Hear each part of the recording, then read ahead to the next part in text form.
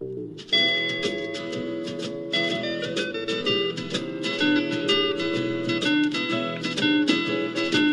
the world calling, but son, don't you listen. They're only trying to drag you back into prison. That's right. Hi, welcome to What Have You.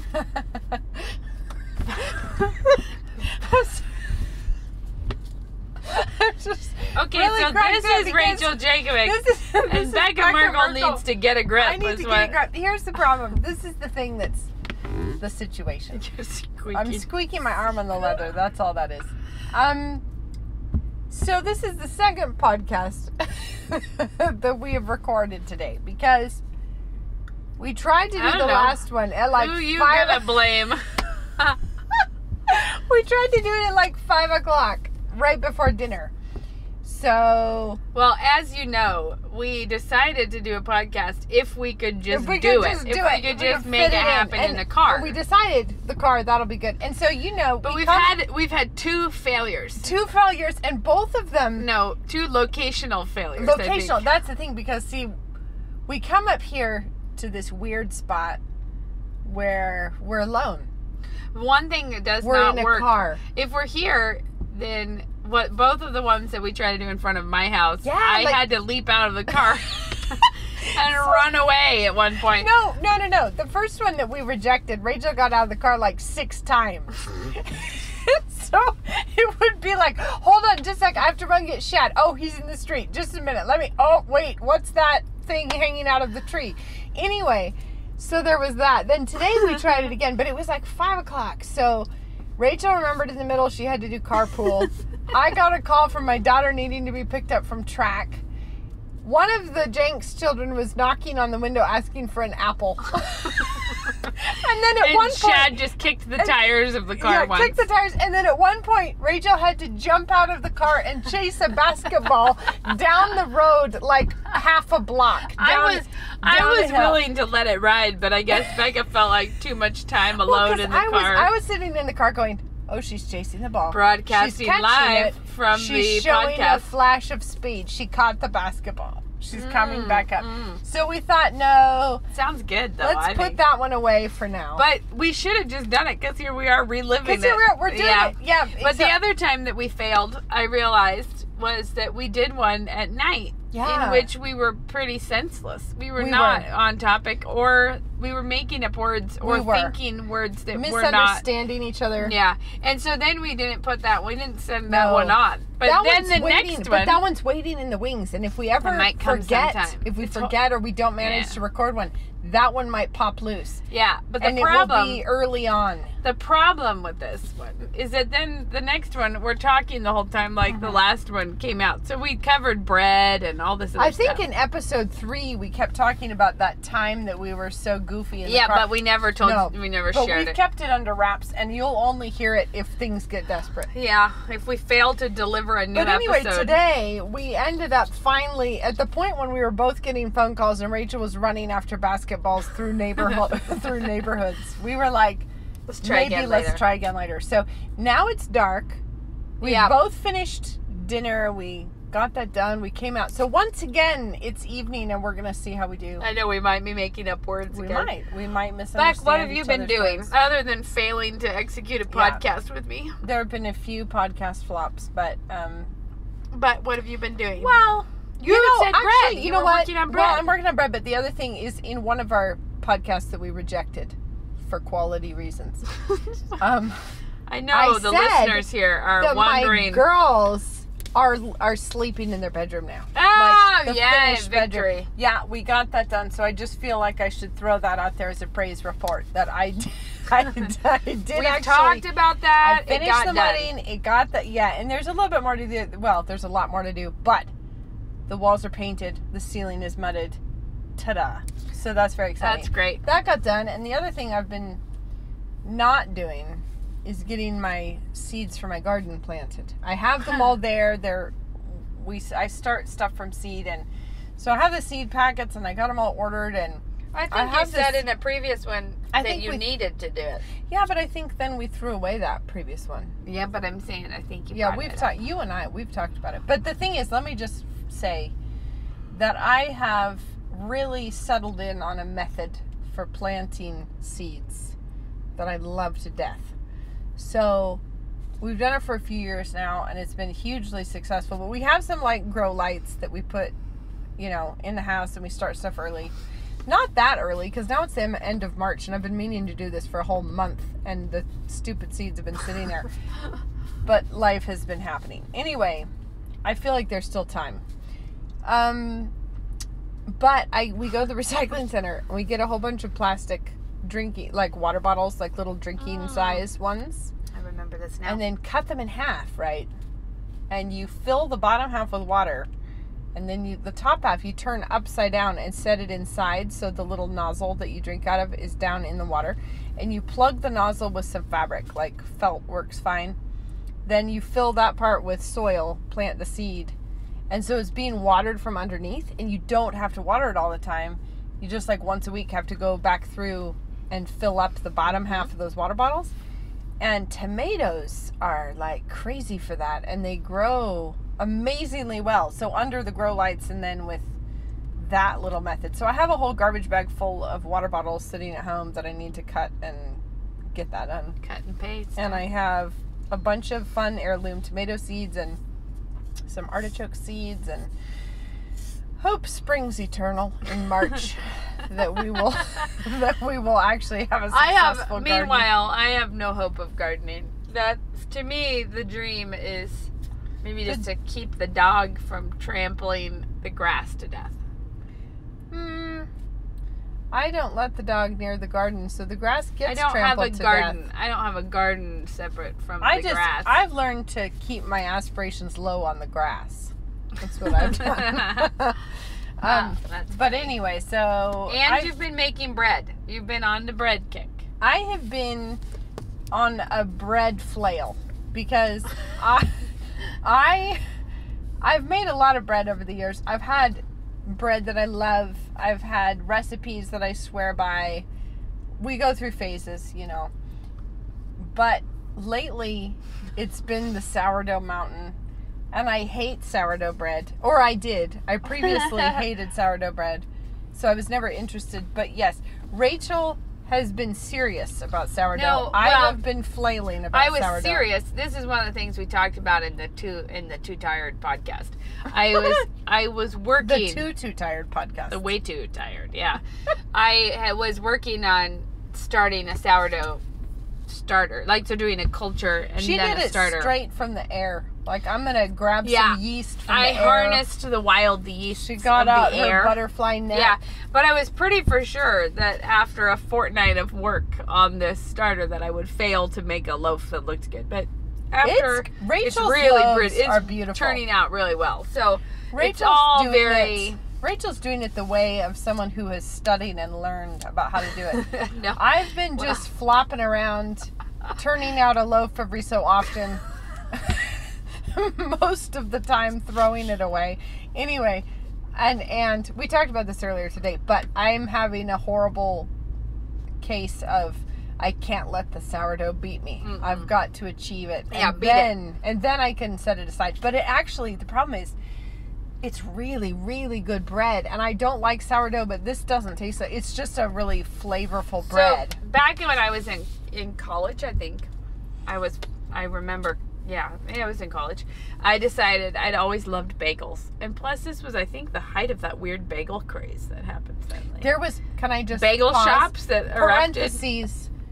We had a weird resurgence of bagels in Moscow, and it was because one little bagel shop started. Everyone got crazy for bagel sandwiches.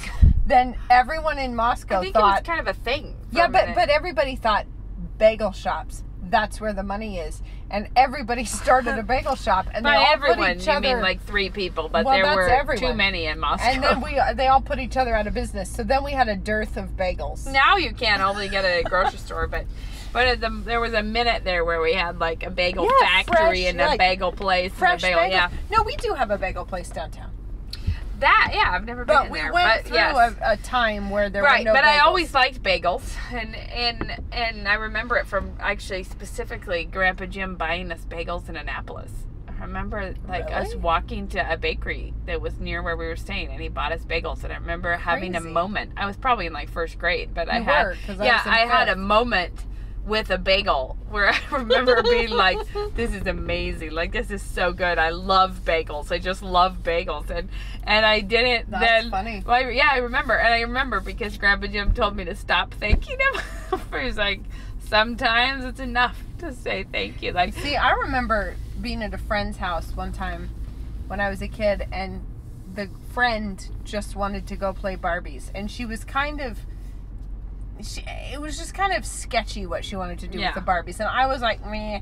So I went downstairs and helped her mom make bagels. So I remember I learned how to shape bagels while she was upstairs having like Barbie time in the Barbie house. Well, the funny thing is that so in college sometime, I was like, I should just make bagels. And so I got out the Better Homes and Gardens cookbook, looked up a bagel, whipped up a bagel. And it was terrible bagel. Terrible. like more of a muffin? It was kind of like, no, not muffiny. It was the opposite. It was like really enormous bad calamari. Like... spongy and chewy. No, it was like, just like weird and kind of, it was like little bands, like little tight bands of not good. It was like got tough and not, I really don't know what I did wrong with it because whatever. But I think that I wrote off the recipe. I was like, this recipe stinks. Yeah. Yeah. I remember this. This plate of ugly bagels has nothing to do with my talent. Had nothing to do with my interpretation. Awakening for Rachel. It was like the come to Jesus moment. It was, except for it happened like it was a delayed thing because I made those, I wrote it off, and then it was like sometime I was just really convicted of like. Convicted with a little C, except for really I was. That's what's funny is I was like, what if that was a perfectly fine recipe and I stunk? Like, what if that wasn't user error? Yeah, and like, what if was the question? Like, let's be honest, Rachel, was that a bad recipe or are you a bad bagel maker? And so because of that, I binged on bagels. I was like, I'll make the same recipe over and over. And Mom, some spiritual insight, I know not where from, didn't say anything about it. Just let me crank off with a huge batch of 24 bagels every other day.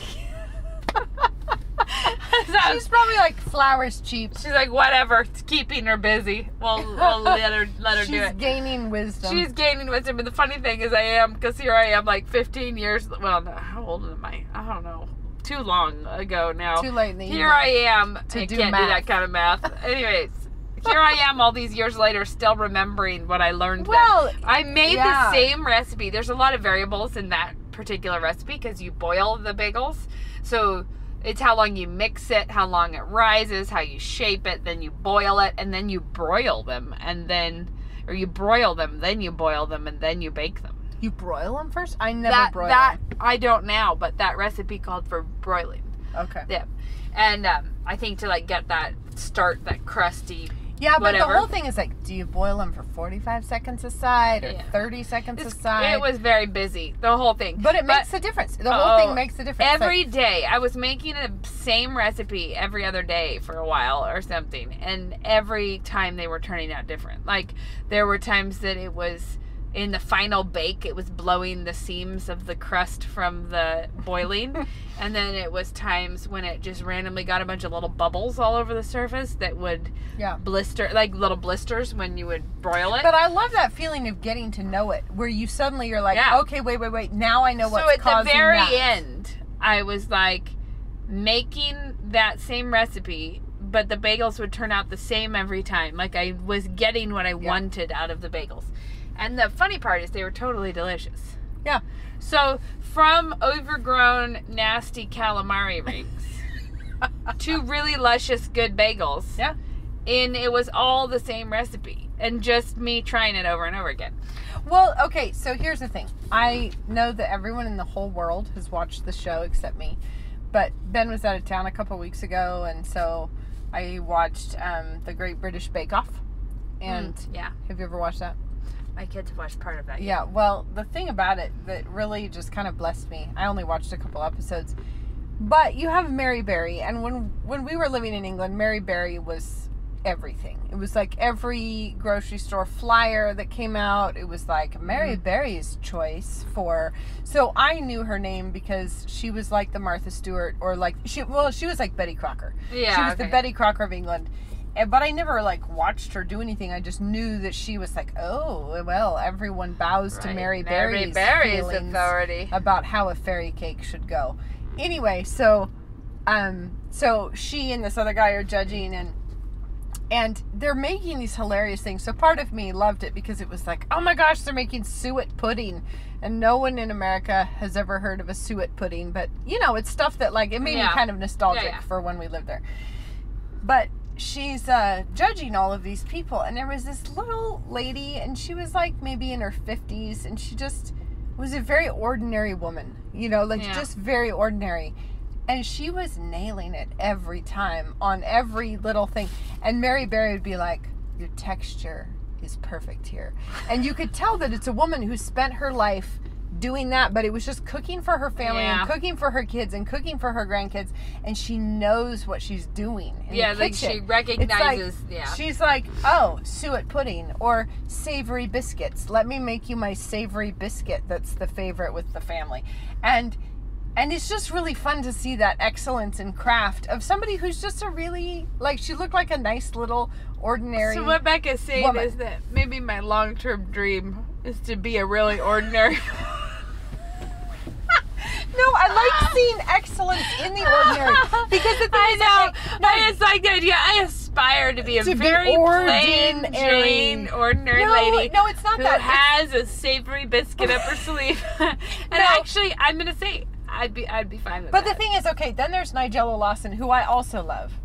Like, now, I have more concerns with Nigella. Nigella and the bedroom eyes over leftovers. Yeah, but so here's weird. The thing. Now we have a visitor in our weird place. Okay, so should we lock the doors? Pretty sure they're already locked if you're in drive. It's an Avista car. What is the... Anyway. Now they're leaving. They're leaving. It's okay. They're worried about us. They think we're up here smoking pot. Okay. But the point is... Or they were coming to smoke pot. Nigella Lawson... What I love about her is that she's a fantastic writer. I'm not so sure she's an amazing cook, but she's a great writer. Yeah, she is. And she makes it sound, aside from her great morality problems, I do enjoy her writing quite a lot. But she is not an ordinary woman who's been just cooking for the children and the husband. And that's the part that I was talking about. That's the thing I love, is that she was... This is a woman who's just been feeding people and getting amazing at it. And she's feeding them Nigella because is she likes doing them that. and she but likes Nigella has them. a whole lot of showmanship involved. Yeah. And that's fun. I mean, she's a great writer. She makes anything sound good. I don't really follow her, but I did. I loved when her first book came out, How to Be a Domestic Goddess. I just would read the recipes for her writing. Just for her writing. Because she was good. amazing. She's an amazing writer. And she can make it sound fantastic even when it looks like a hideous little unit. Yeah, but lots of stuff of hers. I think the funniest thing I read of Nigella's was where she was like a big intro to American style pancakes. Yeah. She was like, you will not believe what these pancakes are like. It's like, you don't even know. They're like thicker and puffy. Well, because their pancakes are hot. They're crepes. And then she even included, here's the news, that children love them with butter and syrup. And I was like, where has Nigella been her whole life? England, apparently. It's where she's been her whole life. Yeah. But it was funny because I was thinking it's funny when something is so commonplace here. Yeah. Well, one of the things that we got so killed about was just the funniness of vocab not translating. So when we say pancake, they think crepe. But then they say flapjack, and we think pancake, but what they mean is granola bar, like homemade granola bar. They call that flapjack? Yeah, it's like a crunchy, that's weird, oaty, honey, like hard, biscuity thing that you take off a big chunk of it and crunch, crunch, crunch. That's a flapjack. And so, anyway, and then there's biscuits. I like it where you're like a short stack of crepes. Flapjacks. Give me a stack of crepes. Butter and syrup on it. I know. And so Pancake Day, which happens... Speaking of crepes, can I take a moment? Please. Sorry. Please. Food 52, that cookbook that you gave me for Christmas. Yeah. Genius Recipes. It's a great cookbook. But there is a crepe recipe in that just seems oh my gosh, you've told me about this. So beyond the pale. Sounds terrible. Sounds so evil. And it's a cookbook that really is excellent. Like every recipe we've tried in there has been spectacular. Good. Yeah, it's good stuff. And but the crepe recipe, it looked so evil that we tried it immediately. We were like, we have to know. Is it like the mock apple pie on the Ritz box? Well, I've never tried that though. Well, that looks evil. so evil that I never got near checking it out. This one is, but that reminds me of my good idea for a potluck. We should invite. Okay, but anyways, I'll come back to that. This is a tortilla. It is basically a French toasted tortilla. And you take a tortilla, so on an egg, you whisk up on an egg, on a plate. Oh man, we might have to ditch this episode too. On a plate, you whisk up an egg with a teaspoon of cream. Heavy cream. 1 teaspoon? That's like nothing. Yeah, it's just a little glosh. It's one egg. Driblet. It's one egg, so you don't need really that much. I still would have gone with at least a tablespoon. Well, I can't say that a tablespoon for 1 egg. Heck no. Yes. Okay, well. If I was French toasting. Let's just keep an eye on the ball here. You just glosh a little whipping cream in there. And then you lay a tortilla in it. And then you put some butter in a nonstick pan or whatever. Put the tortilla in it, and then it says, and I don't know why, to pour the remainder from the plate on top of the tortilla and rub it in with your hand while it's cooking. That part, I think you could probably make that more streamlined. I just flipped it in the plate. After like the first one, I was like, I don't believe you that I had to do that, because you can flip it and kind of rub it, make sure it gets all the parts. But the thing is it's super good. Like, and way faster and easier for... But do you have to whip up an egg per crepe? Well, you wouldn't if you were doing our method, which was just do it dipping. in a pie plate and then just... Yeah, you could if you were going to do that. But the thing is that they're actually really good, and they're kind of more filling than... so, like, if you were going to do, like, chicken... I had leftover chicken curry, so I was like, oh, I'll make a salad and we'll have, like, chicken curry crepes with it. And it was really good. Color me skeptical, because the thing is, like, I told you, I was just watching the Great British Bake Off. Yeah. But there was a man there trying to make puff pastry by beating the butter right in with the whole mess of dough. And, well, that's my feeling. Is that, like, that's not how you make puff pastry. You can't do it that way.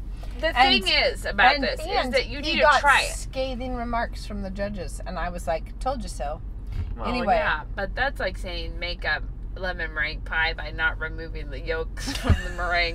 It's like, well, you're going to have a hard row to hoe with that. Well, he was saying you can either fold the butter into the pastry or you can just fold the pastry into the butter. And I was like, no, I don't think so. I'm doubting you. But anyways. So, no, you're sticking by it, though. No, you think it's good? Well, I would not recommend it as a replacement in your life for all crepes. Because it's not like better than a crepe. Yeah.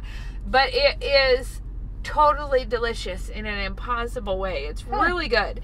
And with berries, like we just threw berries and powdered sugar on, and my kids were crazy for them. And they actually were surprisingly it's better than a tortilla with berries, which would be gross. But the thing that's weird is I think the way it cooks, it ends up really steaming the tortilla so much that it does not have a tortilla texture. Okay. It does not come off like a lightly coated tortilla. It doesn't. You just need to try it, because what are you gonna lose? You know, it's just But your comment about the Ritz mock apple pie made me think about my long-held dreams of having a party where you have to bring a recipe off of the back of a box. Like a potluck. Well, but something obscure, like the colored marshmallows.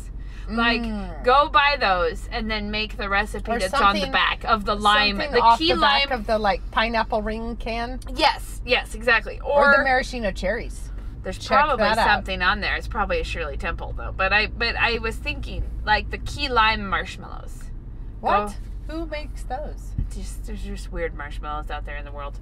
But you go and you buy a green marshmallow bag, and then you commit to making whatever's on the back. Because somebody brewed up a weird recipe for those. You know, they did. Tacky potluck extravaganza. Kinda, yeah. It's a dream. And then we'll watch Lawrence Welk. Oh my word. This would be such a good party. Yeah. We're gonna watch Lawrence Welk and eat stuff off of the back of the box. See if you can find a jumpsuit to wear. Yes. Come with a jumpsuit. Who's gonna wear the jumpsuit? Men or women? Maybe both.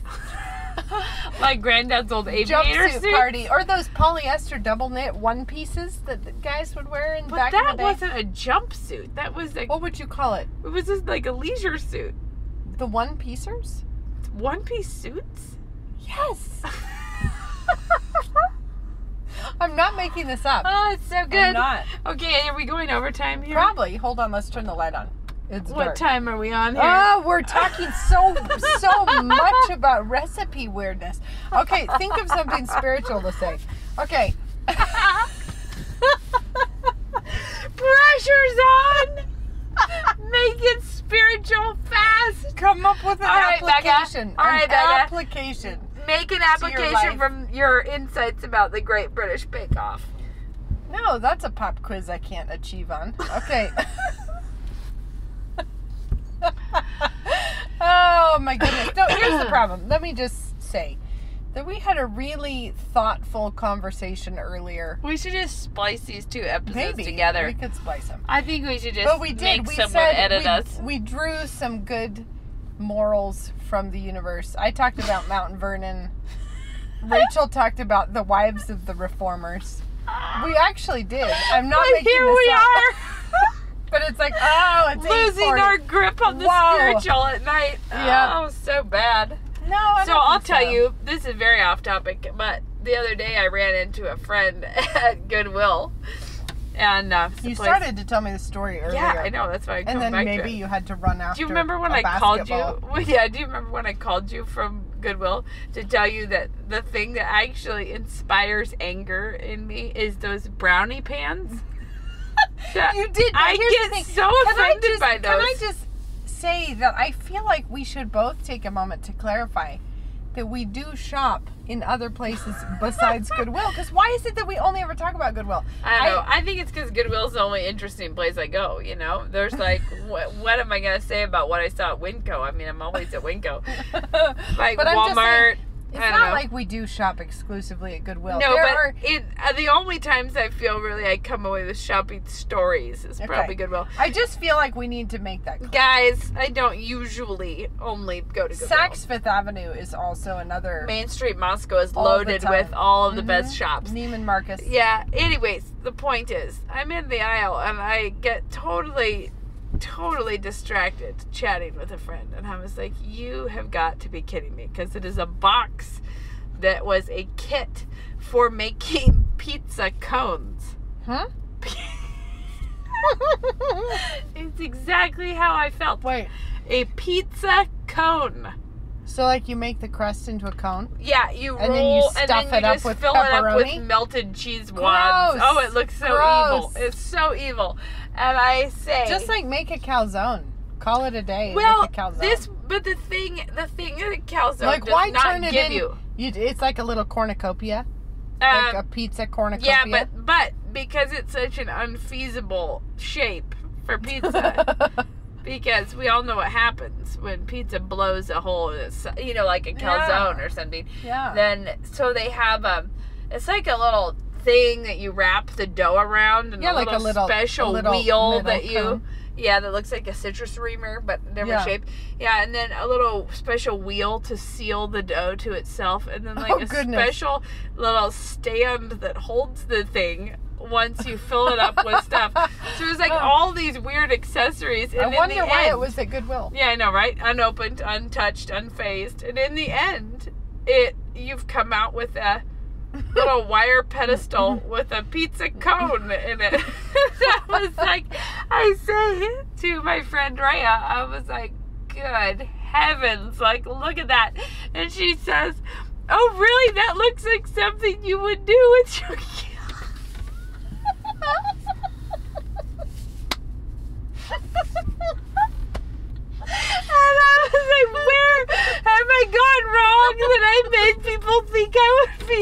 pizza cone.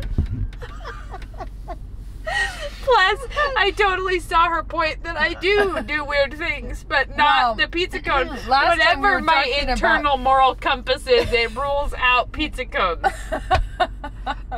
Yeah, you were talking about buying a lot of basket wreaths. Yeah, I do all kinds of... Well, but I've done worse things than pizza cones by a long shot. But for whatever reason, that offends me to buy the equipment to make a pizza cone. Well, it's kind of like if somebody tells you, like, you know, oh, I found somebody who looks just like you or something. And they show you the picture and you're like, please stop. You're like, are you trying to be mean? Or what? What is it that's happening? Oh, that's really funny. Or I love that it just reminded me of you. And you're like, oh dear. Did it now? Oh dear. Did it now? That's really funny. Anyways, why did I bring that up? Oh, it was because it was like 9 miles worse than the brownie pan that I told you. It's like things. It's Rachel really dumb, fell into sin about a brownie pan. No, it actually just puts me off my cheese to think of having a full piece of gritted metal that is only to be used to separate brownies. Well, because think of washing that turkey. Yes, that's what I mean. What on earth? Because then it would, like, think of if you left on the counter and the chocolate all solidified and then you would never get it off. You'd be chipping it off with a knife trying to... You'd be like getting out your little water pick. It's the hard time. See, that's the thing. Is I'm like, it's not okay. It's not okay that we have this being offered to us. No, it's like, just use a plastic knife. That's the way to cut brownies. But on the other hand, what I will do is store brat forms and then special bread proofing bins that I stuff in my closet. And as we heard in the earlier podcast that is deleted forever, you have a special knife for slashing your special dough, and she has the basket forms that are called the brat form. Brat forms that make the beautiful loaf, like the beautiful loaf. But of this bread. is the thing, is that I don't know what I'm saying. She'll fully say silly that I don't mind those things. Yes being to the brat form, no to a pizza cone. Well, a pizza cone equipment. Anyway, okay, so we've managed to have a whole podcast with basically nothing edifying. However, let's end it with, what is your one sort of splurgy ingredient that you keep in your kitchen? It doesn't have to be food. It just has to be like a equipment or an ingredient, or what is it that you can't live without, that you spend the money on it? You go first on that. Really? I know what yours is. What is it? Parchment paper. Not parchment paper, but special parchment paper. Anyway, mine is Malden salt. Because little pyramid salt. Malden salt is my favoriteest salt in the whole wide world. Have you ever bought Fleur de Sel? Maybe, but I also have a weird personal commitment to Malden salt, because it's, well, now we can actually just buy it at grocery stores here, but when we first came back from England, the only place to get it was Williams-Sonoma, and it was like $10 a box or something absurd. But I did get badly attached to it in England, and it's sea salt from Malden, which is on the coast of England, and it has this tragic Anglo-Saxon poem, the Battle of Malden, that's like from right there, and we took the kids out to Malden to see it, and of course had to read them the poem in the car, and Ben made them reenact the like tragic Viking battle. We have these great pictures of Judah with the Vikings charging across the mud flats. And the other kids are like the tragic Saxons who are defending. Yeah. Anyway, it's a great poem. It's a good poem. And the salt is incredible, and it's flaky, and so you get a crunch to the salt without it being too salty. Like, you actually get the texture. It's not just flaky. It makes pyramids. Yeah, it does, but it's not always in pyramids. It's like it's in but flakes. It's flakes, but the thing shards is, you of can pyramids. Sprinkle Malden salt on top, and you can actually get a texture of salt on it, but without having to be overly salty. And I know that's true of other sea salt, but I just really am fond of Malden. I recently went deep on Fleur de Sel, what that is, and it's sea salt. Mm-hmm. The regular sea salt that we anywhere is. I need to look into what the heck with this salt harvesting processes, but sea salt is the regular salt that comes out the bottom of the salt harvesting equipment. Okay. Fleur de sel, which is the gray salt that is what naturally forms on the top of the these like sluicing trays or whatever it is. I don't know. I don't know how the one sea salt's falling out the bottom when the other stuff is on water on the top. I don't know how that goes. But it's more expensive because it has to be hand harvested in like perfect condition with these little rakes that people are raking it off the top of these sluicy things. And it's gray because of like additional minerals and stuff that's in it. So it's more, but it's like the cheap product from the same harvest, and then the expensive harvest that had to be like hand harvested, like olive oil versus extra virgin olive oil. Right. It's like grades of, but it has to be hand raked in the special weathers and the special sunshines. Yeah. Okay, so now that's me, Malden salt. I love it to death. Yeah. And I actually, I pay for it now. We used to come home with our suitcases like packed full of Malden salt. I didn't have a real low sodium diet. I love Malden salt. I know, it's really good. And I'm suitcases of Malden salt. Out of it. Like, I'm totally out of it right now, and I just kind of am feeling the pain, which is why probably I'm bringing this up right now. How about you? You wanted me to talk about my parchment. Well, yeah, your parchment. That's the thing that you treasure. Yes, I buy parchment. It's not technically parchment. It's sheet pan liners. I think it's a silicone treated thing. I don't know. It's a little thinner than like the box of parchment. It's like a little thinner, but I just buy the big Costco roll of parchment, but you buy the sheets, and I can see a real benefit to that, but I've never done it myself. Yeah, I've been doing this for years, and I use them all the time. I use sheets of parchment pretty much daily. Like, I used it multiple times today, and I did not make cookies or anything. I used it like when I peel a butternut squash, I put it on the counter, I peeled the whole thing, and then I wad it up and throw it away. I think I use sheets of foil for that because I buy the individual sheets of foil. So like I got out my salmon and I laid it out to like salt and pepper both sides, and I did my pork roast on it. I put it on a big sheet of this. Anyways, I buy the box of 1,000. It's like $40 at the restaurant supply store. And I buy the full sheet pan size. So if I was making cookies, I fold it in half and put the cookies on that but it's very quick and easy and quick clean up. But I use it all the time for all kinds of kitchen tasks. And I've been doing that for maybe 10 years now. Like a lot of years. Yeah. And I think I'm maybe on my 5th box.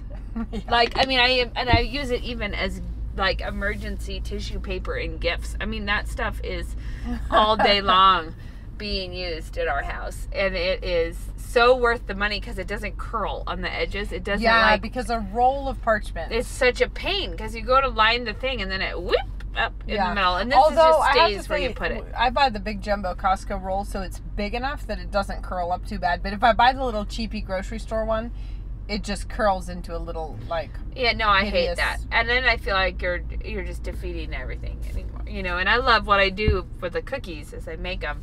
And then I pull the whole sheet off on the table. I don't transfer it to a cooling rack. Yeah. I just pull the sheet off on the table. And plus it keeps your pans in such better shape. My pans are not in good shape, but think how much worse they would be. Exactly. Think how much worse they would be. So we managed to do that whole entire thing without our just, godly insights from earlier today. But it's what you get when you get I think maybe we need a splice earlier and later. Yeah. Or maybe next time we kind of made up for it. Last time we just talked about NSA and like the benefits of education. And so, we just talked about recipe drama this time. To compensate for that. I guess. That is how it is. It's late. It's dark. We're too late to be out. Too cold to be wet. That's what my son, when he was like 2, 3, coined that. He would sing. It's too late to be out and too cold to be wet. Too cold to be wet. Too cold to be wet. Yeah, too late to be out. Too cold to be wet. It's pretty much where we are. All right. Now. So, all right, we gotta go. We will talk to you later. All right. Bye.